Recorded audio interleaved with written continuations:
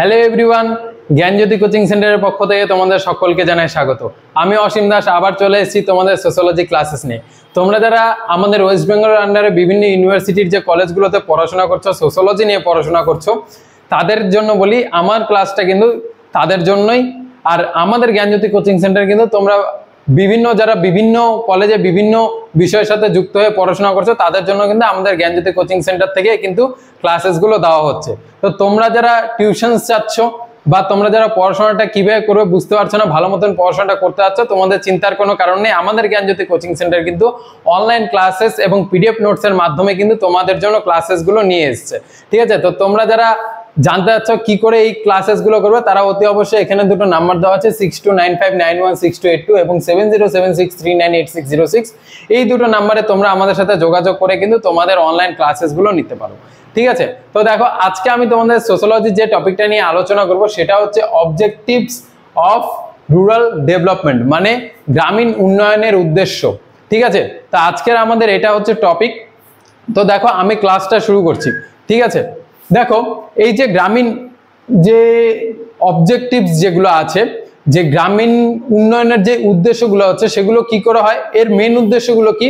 এর মেন উদ্দেশ্যের মধ্যে যেটা পড়ে সেটা হচ্ছে এই গ্রামের যে যারা বাসিন্দা আছে, যারা গ্রামীণ অধিবাসী আছে, তাদের কি খাদ্য, বস্ত্র, বাসস্থান, শিক্ষা এবং কর্মসংস্থানের মাধ্যমে তাদের জীবনের মান উন্নয়ন করা। ঠিক আছে, একটা মানুষের কি বেঁচে থাকতে গেলে কি লাগে? খাদ্য লাগে, খাবার লাগবে, তারপরে কি তার বস্ত্র লাগবে।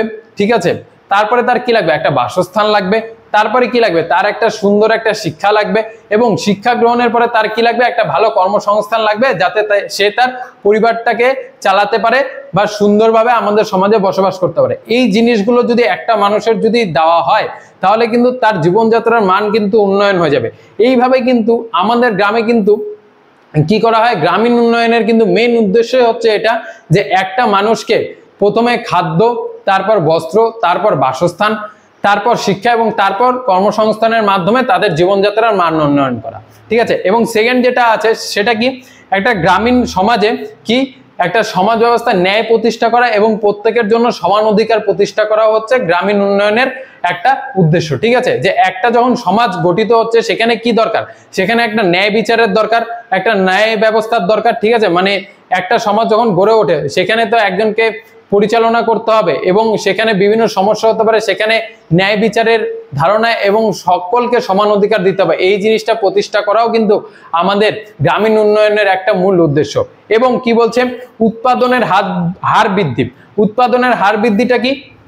গ্রামীণ এলাকায় তোমরা প্রত্যেকে জানো চাষাবাদ হয়, ঠিক আছে, পশুপালন হয় এবং বিভিন্ন মানুষ বিভিন্ন লোক বিভিন্ন কাজের সাথে যুক্ত থাকে। ঠিক আছে, তো এই যে গ্রামীণ উন্নয়নের আরেকটা উদ্দেশ্য হচ্ছে যে উৎপাদন, যে সবকিছু গ্রামীণ এলাকাতে উৎপন্ন হয়, কৃষিজাত পণ্য এবং অকৃষিজ পণ্য, সেগুলোর উৎপাদন বৃদ্ধি।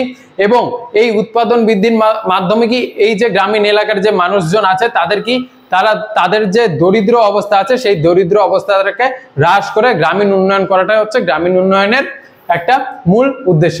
তো এই ছিল আমাদের গ্রামীণ উন্নয়ন। অতি অবশ্যই কমেন্ট করে জানাবে যে ক্লাসটা কেমন লাগলো। দেখা হচ্ছে আমাদের পরের ভিডিওতে। এবং যারা এখনো ভাবছো যে কি করে পড়াশোনাটা করবো, অতি অবশ্যই জ্ঞানজ্যোতি কোচিং সেন্টারে কন্ট্যাক্ট করো এবং তোমাদের অনলাইন ক্লাসে জয়েন হয়ে যাও। ঠিক আছে, দেখা হচ্ছে নেক্সট ভিডিওতে। Thanks for watching. Thank you.